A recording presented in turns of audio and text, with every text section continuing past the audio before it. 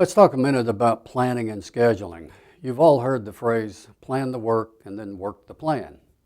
I think that's good advice, but let's talk about the specifics of some of that.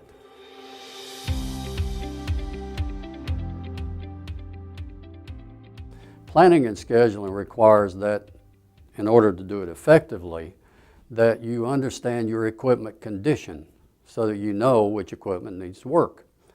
It also requires that you have excellence in PM and basic care, and it requires that it be integrated with the production plan. In fact, I think you should have one plan. It's called a production plan. It includes the maintenance plan, and that will reduce the amount of conflict you have between production planning and maintenance planning.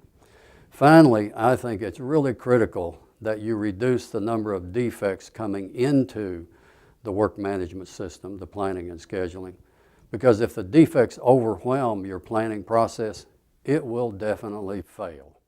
There are a few things about work management, that is planning and scheduling, that I want to emphasize. The first is something we mentioned earlier, that is you need one plan led by production, which incorporates the maintenance plan.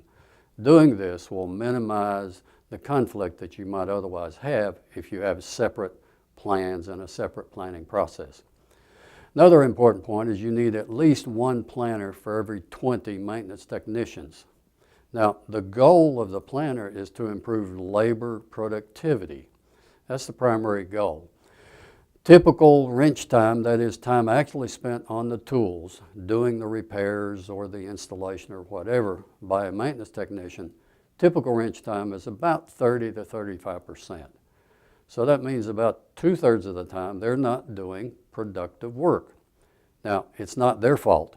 If we don't have good planning and scheduling, they can't. So what's the value in this? What's the impact on productivity?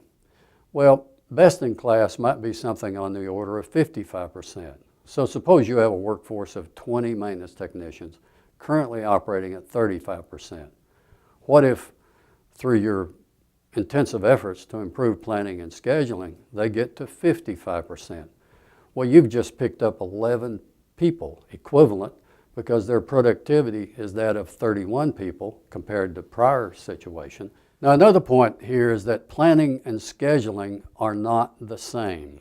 Planning is related to the job scope, the sequence, the requirements, the resources, and so on. It relates to future work, that is next week, next month. It is not now work. Planning improves work quality and productivity. The parts, the tools, and so on are available.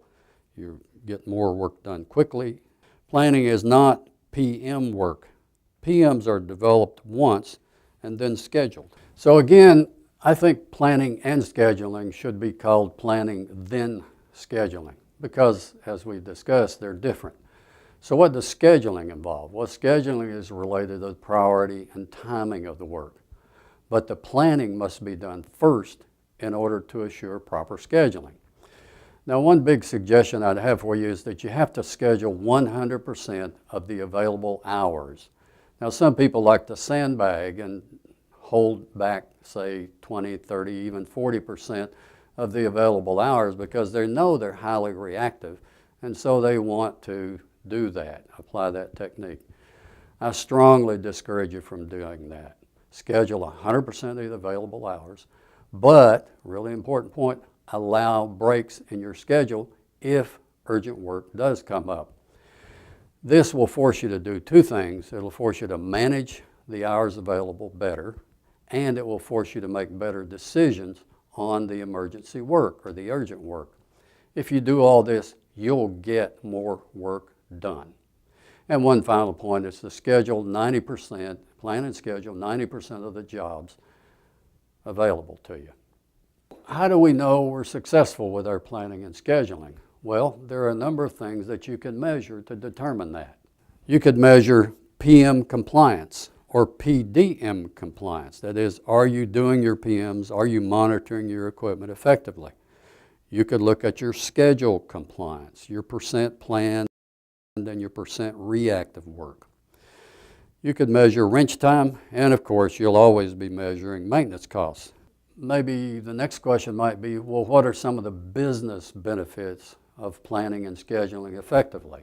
You get improved productivity, improved production output, improved safety, lower costs, and higher profits.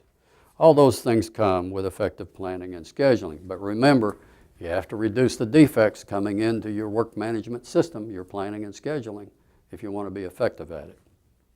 To achieve those benefits, those business benefits, it should be really what might be called a no-brainer. It should be obvious to you that you need good planning, then scheduling, in order to improve your productivity, reduce your costs, and so on. And there are lots of resources out there available to you to improve those processes. So I encourage you to consider those, and when you need help, go get it. I've worked with Life Cycle Engineering now for nearly 15 years, and they're a really good company. So I would encourage you to consider Life Cycle Engineering for your support needs for achieving reliability and operational excellence. In particular, I want to encourage you to have a look at their Atlas online monitoring system. You can see that at www.atlas.lce.com.